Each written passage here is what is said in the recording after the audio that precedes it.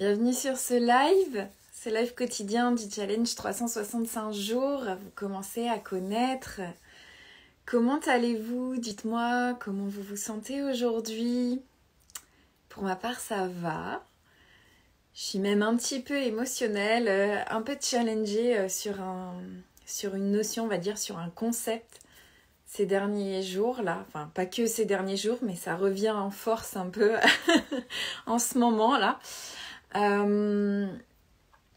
J'avais envie aujourd'hui de vous parler, en fait, de vous reparler même, parce que j'en avais parlé, je l'avais abordé dans un précédent live, mais pas aussi en profondeur. Enfin, je l'avais abordé d'une manière un petit peu différente.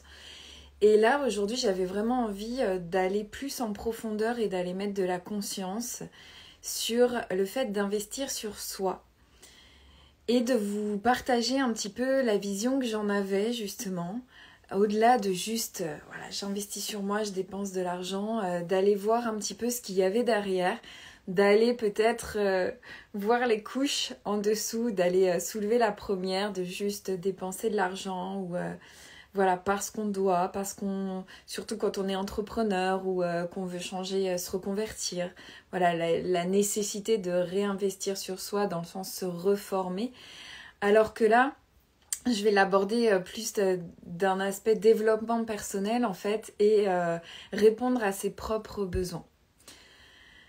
Donc pour les personnes qui regarderont ce live en replay, je vous invite à, comme d'habitude, me mettre le petit hashtag replay et si vous souhaitez partager votre point de vue, ce sera avec plaisir. Déjà pour moi, investir sur soi, il y a plusieurs concepts en fait qui vont rentrer en jeu, comme notamment, pour moi, je veux dire plutôt, c'est un concept qui est abstrait, déjà. Pourquoi? Parce que quand j'investis sur moi, j'investis quelque chose de concret, qui est l'argent notamment, pour un résultat, mais que je n'ai pas encore et qui n'est pas forcément matérialisable, concret, et dont je vais pouvoir jouir tout de suite en fait. Quand je dis pouvoir en jouir tout de suite, c'est-à-dire que ça va me faire plaisir tout de suite.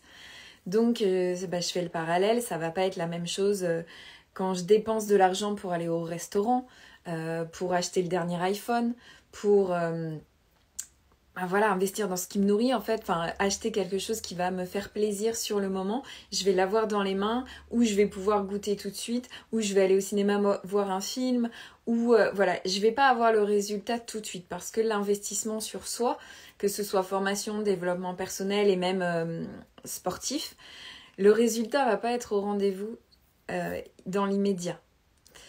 Donc il y a quand même cette notion de je fais confiance dans la démarche. Et donc, je me fais confiance aussi en partie. Et je fais aussi confiance à ce qui représente que j'achète, un formateur, un coach, un thérapeute, peu importe. Parce que je ne vais pas voir les résultats tout de suite. Et ça, le cerveau n'aime pas. Parce qu'on est des êtres un peu aussi instinctifs, animaux. Enfin, un être animal. Et c'est vrai que si on n'a pas la gratification immédiate... ça demande quand même de faire un pas de recul et d'accepter justement qu'il y ait ce delta. Donc de donner une valeur différente à l'argent dans le sens où je ne vais pas avoir un cadeau immédiat. Coucou Nelly, bienvenue sur ce live. Je parlais de l'investissement sur soi justement et la notion que justement on pouvait, en investissant sur soi, c'était plus abstrait finalement que... d'acheter quelque chose de matériel dont on pouvait profiter tout de suite. Et donc, du coup, l'investissement sur soi, ça amène quand même une espèce de doute, une incertitude. Et c'est ce que je peux avoir comme retour avec mes clientes, par exemple, où on va me dire c'est onéreux, c'est trop cher. Ceux qui sont dans l'entrepreneuriat connaissent, c'est les fameuses aussi objections à la vente, etc. Enfin, ça amène pas mal de sujets, mais c'est un réel sujet parce que de toute façon, le sujet de l'argent en soi est un vrai sujet. Et donc, voilà, ça va amener un doute, une incertitude.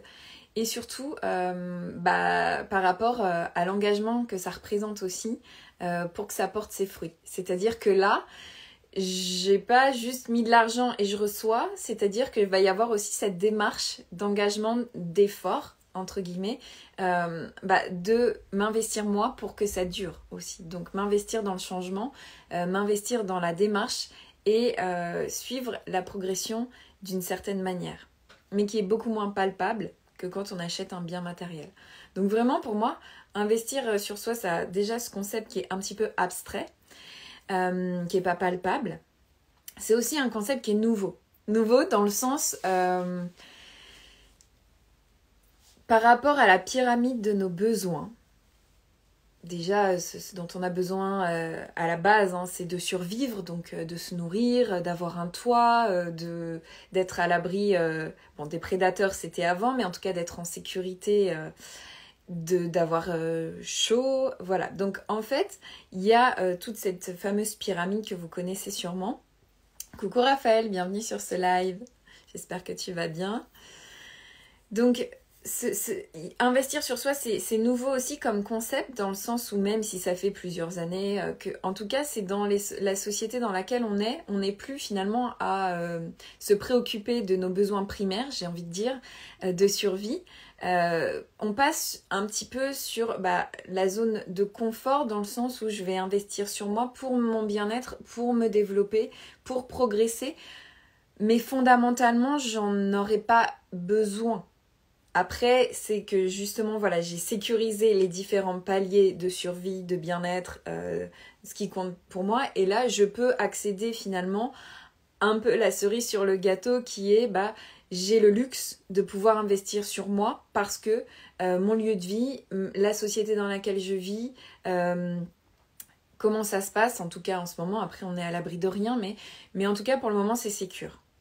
Donc je passe l'autre palier pour continuer de progresser, d'évoluer, parce que de toute façon l'être humain est fait pour évoluer, donc si on n'évolue pas, si on ne progresse pas, on meurt d'une certaine manière. Donc c'est vraiment les différents paliers à prendre en compte. Et donc ça c'est nouveau dans le sens où il n'y a pas si longtemps, en tout cas dans notre société, dans notre pays, c'était quand même la guerre. Donc là il ne s'agissait plus de... Et c'est la guerre dans d'autres pays. Pour eux, c'est pas la question finalement d'investir sur soi. Coucou à ceux qui arrivent. Donc c'est en ça que je dis que voilà, le concept est nouveau et aussi par le développement de tous les médias, d'internet et tout ça, parce que là on est habitué, on a nos smartphones dans les mains, on recherche quelque chose, un concept, on va chercher sur internet, on est en connexion sur les réseaux avec qui peut nous répondre, sauf que ça finalement c'est juste une histoire de quelques dizaines d'années, donc là aussi c'est récent. Donc c'est vrai que il y a l'évolution et les conditionnements aussi, l'éducation. Finalement, si je parle de développement personnel, de coaching à ma grand-mère, elle va comprendre, mais pour elle, c'est pas dans son référentiel de besoin. Donc nous, on a eu cette chance, enfin je sais pas si c'est une chance, mais en tout cas cette opportunité, on a cette opportunité de pouvoir le faire.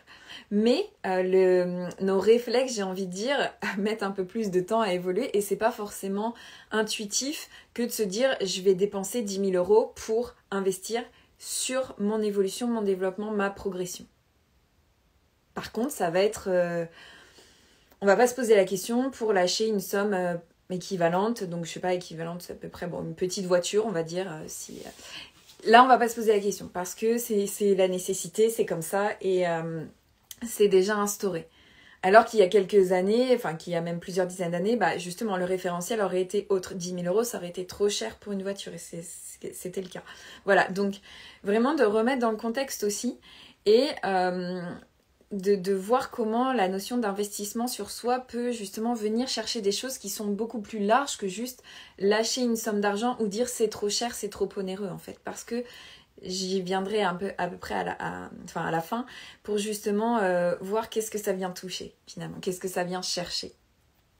Et c'est aussi différent de ce qu'on apprend à l'école, hein, clairement. Donc l'éducation a sa part, l'éducation familiale, mais l'éducation aussi scolaire. On n'est pas formaté, en tout cas en France et comme dans d'autres pays, à investir sur soi. On est formaté à rentrer dans le moule pour ensuite faire une grande école ou des études ou quelque chose de concret pour ensuite rentrer dans un système qui va nous employer, donc pour lequel on va être au service d'eux et continuer comme ça en fait finalement jusqu'à la retraite. Donc c'est l'investissement n'est pas du tout le même que de dire « Attends, je me donne les moyens de devenir autonome pour créer moi-même mon argent, par exemple. » Je ne sais pas si ça fait écho pour vous, comment vous le percevez. Parce que quand on est dans un système, on le suit et on ne le remet pas forcément en question, si ça roule. Mais dans l'entrepreneuriat, c'est ça que ça va venir chercher aussi. Et l'investissement sur soi, du coup, peut être des fois douloureux ou challengeant parce qu'on n'a pas été habitué à se valoriser, dans le sens se donner de la valeur et donner de la valeur à notre progression. Ça peut être un petit peu dans les grandes écoles, les études où les écoles sont payantes, où là on va avoir quand même cette notion qui peut venir, mais là encore ça va être nouveau. Moi typiquement, l'école en France est gratuite, j'ai toujours été dans le public, et c'est au niveau de mes études supérieures où là c'est posé la question. Je me suis dit clairement, ah ouais merde quand même, ça a une somme. Une école d'ingé, c'est pas 1000 euros, hein, donc comment je vais financer ça? Et ça a été une question que j'avais jamais abordée avant. Donc évidemment, il existe des dispositifs et j'ai pu financer cette école, mais c'était pas instinctif sur le moment. Et donc, en plus de ce concept un petit peu abstrait et nouveau, du coup, ce qui me venait aussi, que j'avais envie de vous partager, c'était que ce concept, il reste quand même auto-centré. Et là, vous voyez comment vous percevez le terme auto-centré? Quelle connotation ça a pour vous? Est-ce que c'est positif? Est-ce que c'est négatif? Est-ce que vous dites ah ouais quand même? Enfin, comment vous ressentez le terme? J'emploie ça, auto-centré, centré sur soi. Enfin voilà, c'est un petit peu la notion de on revient à soi, à l'individu, à qui l'on est. Et bien sûr, c'est pour faire le parallèle avec la notion d'égoïsme un petit peu.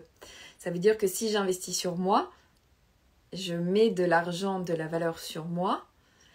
Et typiquement, c'est pas de l'argent que je vais mettre dans autre chose. Donc si j'ai une famille, c'est peut-être de l'argent que je ne mettrai pas pour partir en vacances ensemble. C'est peut-être un investissement qu'on avait prévu sur autre chose pour la famille ou pour la sécurité des enfants ou pour le permis ou pour peu importe, pour les études, etc. Sauf que là, je le mets sur moi et donc du coup, il y a un choix à faire. Et la notion, elle est là, c'est-à-dire que dans les sociétés aussi judéo-chrétiennes, c'est la notion d'égoïsme, elle est forte, dans le sens c'est pas bien, c'est péché, il faut d'abord penser à l'autre. Et là aussi, je vous invite à voir où vous vous situez par rapport à ça. Il n'y a pas de mauvaise ou de bonne réponse ou de manière de faire, c'est juste quelle priorité vous mettez en fait. Et typiquement, je sais que dans l'accompagnement personnel, j'ai été challengée par ça. Parce que moi aussi, c'est mon éducation. Et que je vais dire, oui, je vais penser à l'autre avant. Mais non, en fait. J'en suis revenue parce que si je pense pas à moi d'abord, j'ai plus l'énergie pour accompagner l'autre au mieux, en fait. Donc c'est aussi la responsabilité. Ça, c'est pareil avec les enfants, c'est pareil avec même nos grands-parents. Dès qu'on doit prendre en charge quelqu'un dans le sens l'aider ou le guider ou avancer avec, et que ces personnes comptent sur nous, c'est de notre responsabilité de prendre soin de nous avant tout. Donc, dites-moi si ça résonne pour vous, si vous avez déjà été confronté à ce genre de situation. Mais vraiment, du coup, c'est confondu à tort, en fait, le fait de prendre soin de soi et d'être égoïste. Et c'est pas du tout la même chose, en fait. Donc, vraiment, de voir à travers ça, quelle valeur je me donne, en fait, et quelle priorité je me mets par rapport aux autres, par rapport à l'environnement, par rapport à mes besoins, surtout. Et à quelle hauteur j'écoute et je réponds à mes besoins. Parce que, à l'inverse, quel coût ça a de ne pas le faire? Parce que vous le sentez, si vous avez besoin de quelque chose, besoin d'un investissement, vous le sentez que c'est le bon moment. Vous sentez que c'est ça, après avoir regardé, après vous être renseigné. Je parle d'investissement, développement personnel, comme je parle de choses beaucoup plus physiques, un massage ou du temps pour soi, ou lire, c'est exactement pareil. On peut investir sur soi en argent, mais l'investissement en temps, le temps qu'on se donne, le temps qu'on valorise pour soi, c'est aussi un investissement en fait. Donc, de voir vraiment là comment vous vous situez par rapport à ça et comment vous répondez à ces besoins-là. Quelle valeur vous donnez à ces besoins-là en fait. Parce que pour revenir au lien, investir sur soi, en fait, ça vient finalement toucher l'estime de soi. Et l'estime de soi, ça s'appelle pas estime par hasard, c'est vraiment, bah oui, à quelle hauteur je m'estime en fait suffisamment pour investir en temps, en argent, en ce qui me nourrit sur moi. Donc je vous inviterai vraiment à mettre de la conscience sur ça et voir où vous vous situez en fait dans votre niveau d'estime de soi. À quel niveau vous êtes par rapport à l'estime de vous-même. Et vraiment, c'est, à mon sens, important en fait. C'est vraiment notre responsabilité, là encore, de prendre soin de soi pour répondre à nos besoins. Vraiment. Personne ne va le faire à notre place.